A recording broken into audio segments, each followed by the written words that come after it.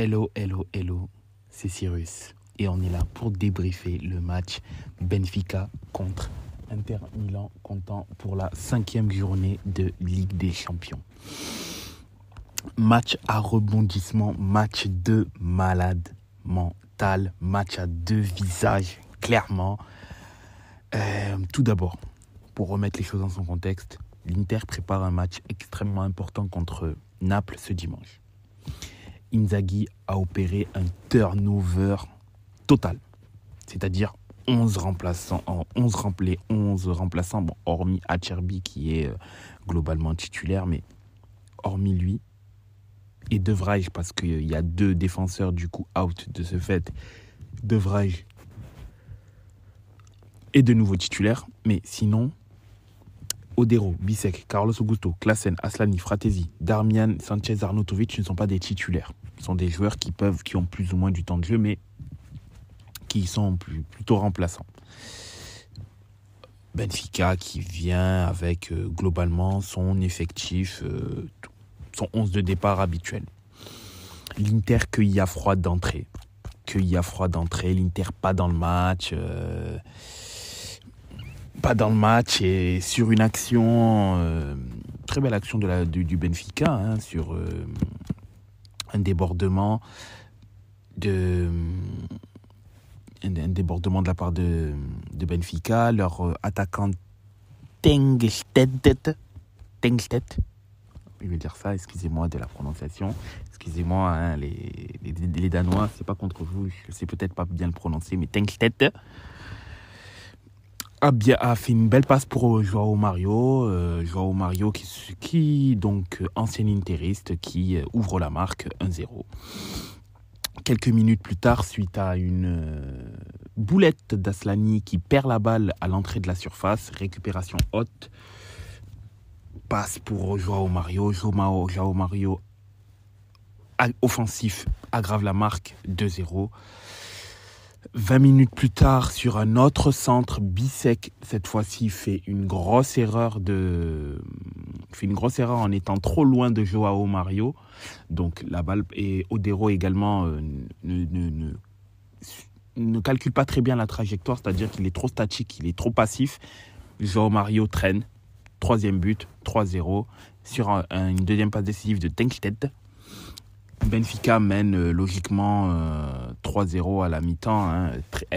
C'est des actions franches qu'elle a. En fait, globalement, les 3 buts de Benfica découlent de 3 erreurs interistes et pas d'un magnifique jeu dans lequel l'Inter a été subjugué. Non, c'est 3 erreurs manifestes et ça donne 3 buts de Benfica, et logiquement, l'Inter est fortement menée au score puisqu'elle tire certes au cage, mais elle n'est pas très dangereuse.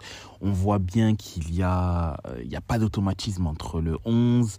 Bisek fait une première mi-temps affreuse. Klaassen est sur la feuille de match. Voilà, Klaassen est sur la feuille de match, mais il fait figuration. Je ne vois pas ce qu'il apporte sur le terrain. Aslani, Fratesi ont du mal à aller de l'avant.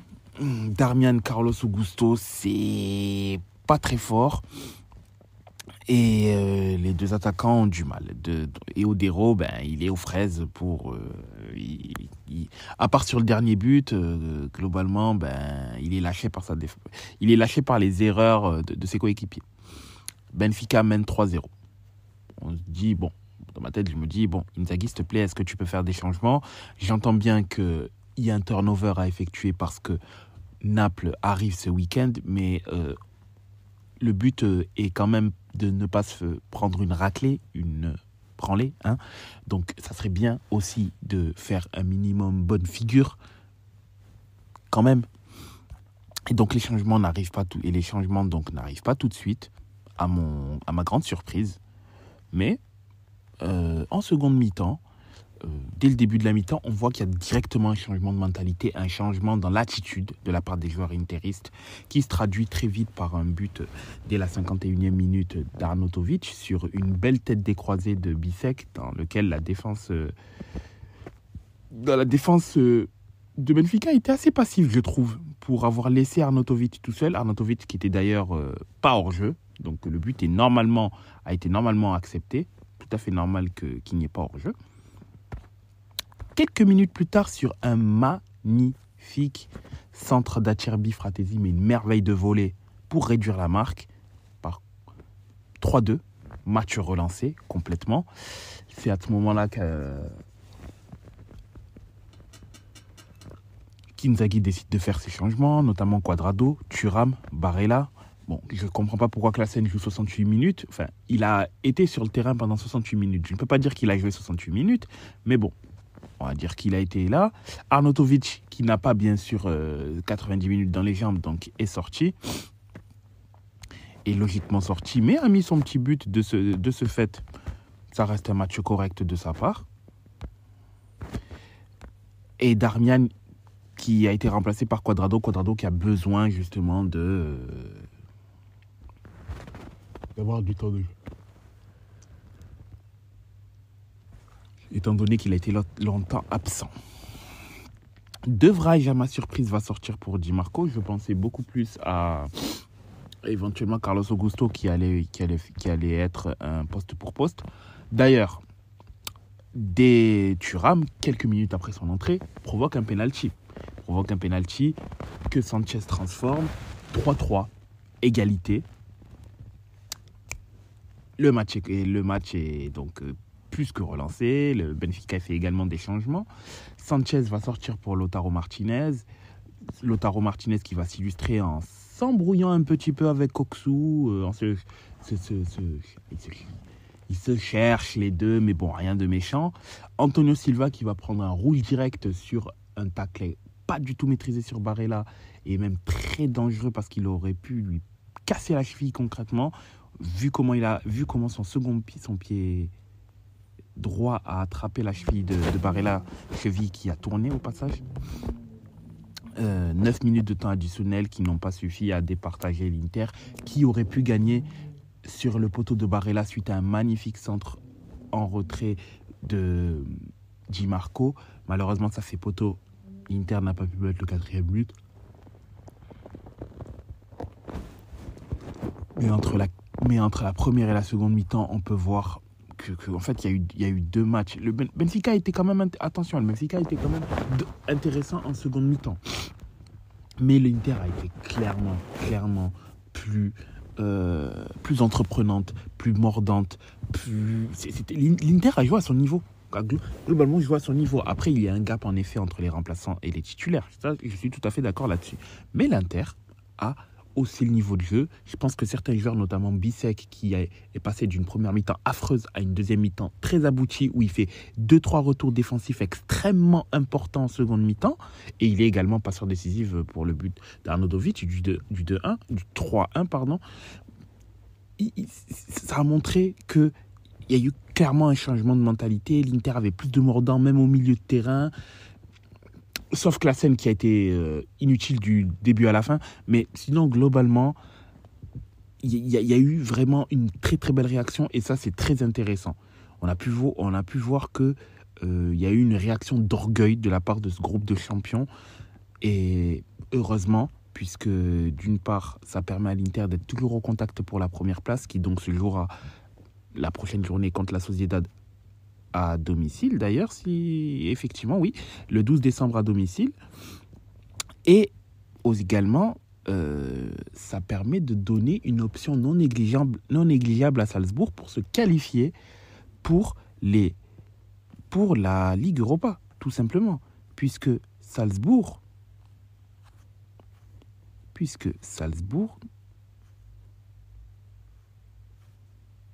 a fait au match aller, a gagné 2-0 contre le Benfica. Donc, globalement, le Benfica doit gagner soit 3-0. Oui, il doit gagner 3-0. Puisqu'un 2-0 qualifie de Salzbourg. Donc, le Benfica a 3 pieds hors de la Ligue hors de toute compétition européenne. Salzbourg a gagné 2-0 le Benfica à l'aller. Benfica doit mettre 3 buts pour pouvoir... doit gagner par 3 buts d'écart pour pouvoir accéder au 16e de finale de la Ligue Europa. Bonne chance à eux. Bonne chance à eux, ça va être extrêmement difficile, voire quasi impossible, puisque bon, quand tu peux te permettre de perdre 2-0, voilà, tu gagnes 3-0, tu te fais rattraper par l'équipe B de l'Inter, voilà. Mais je tenais quand même à souligner la performance de João Mario qui met un triplé opportuniste. Ça, il a fait un très bon match. Di Maria qui, dans ses touches de balle, dans sa conservation, dans sa manière de pouvoir orienter le jeu, magnifique. Mais celui qui aujourd'hui a retenu mon attention, João Neves, au four et au moulin. Ce joueur m'a impressionné. Grégory, j'espère que tu écoutes ce débrief. Il faut que tu m'en dises plus sur ce joueur-là. Il a fait, pour moi, même s'il y a 3-3, il y a match nul. Ce joueur m'a impressionné. Il était partout. Il a fait vivre pendant un bon moment un calvaire aux joueurs de l'Inter. Il était vraiment fort ce joueur. Et je ne sais pas s'il est listé parmi les pépites, mais j'ai l'impression que ce type-là, c'est de Laurent Barre. Lui, il va partir pour un billet, mais il va partir pour 100 millions, celui-là. Qui est super fort, super intéressant, super pertinent. Enfin, il est magnifique à avoir joué. C'est vraiment mon top 3 des joueurs de Benfica aujourd'hui. Neves en 1, Di Maria en 2 et João Mario en 3. Neves, je vais commencer à te suivre. Je vais demander à Grégory de nous faire des débriefs sur Benfica. J'ai besoin de savoir si tu es aussi fort parce que j'ai été vraiment impressionné par sa prestation aujourd'hui. Du côté de l'Inter, j'ai aimé le Bissek qui s'est bien rattrapé après sa première mi-temps calamiteuse. J'ai aimé sa force de réaction. Également, les entrants comme Thuram qui ont énormément apporté sur le jeu. On voit que Thuram quand même un peu par son profil un peu excusez-moi, Thuram par son profil hybride apporte beaucoup dans le jeu, que ce soit dans la provocation, dans le dribble, la provocation, dans la passe, dans l'avant-dernière passe ou la dernière passe. Il apporte beaucoup et c'est super. C'est super de la voir. Excusez-moi encore une fois. Et très belle réaction de la part des deux attaquants de l'Inter. Sanchez qui a voulu tirer ce penalty car il voulait le tirer. Fratesi qui a mis un superbe but. Arnautovic également. Aslani, il y a eu du bon et du moins bon. On sait qu'il est bourré de talent. La prochaine fois, il faudrait avoir un match plein de sa part. Des hauts et des bas, certes, mais peut mieux faire. Et j'espère qu'il arrivera à être régulier la prochaine fois qu'il sera titularisé. Klaassen,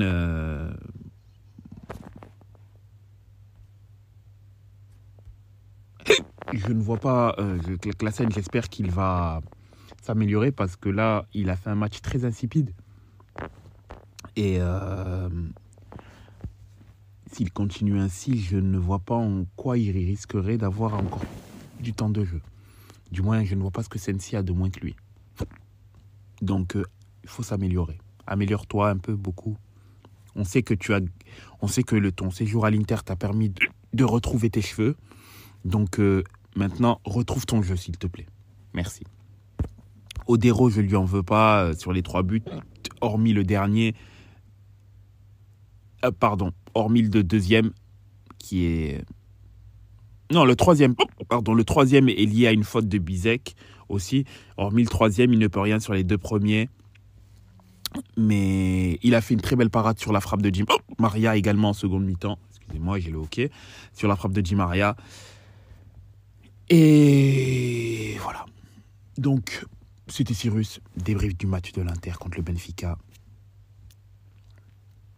On se retrouve jeudi pour parler de ce qu'ont fait les clubs français et les clubs italiens, notamment dans cette 5e journée dans toutes les compétitions européennes. Mes pronostics concernant ceux qui risquent de passer, de ne pas passer. So, on se retrouve demain. See you next time. Peace. See you tomorrow.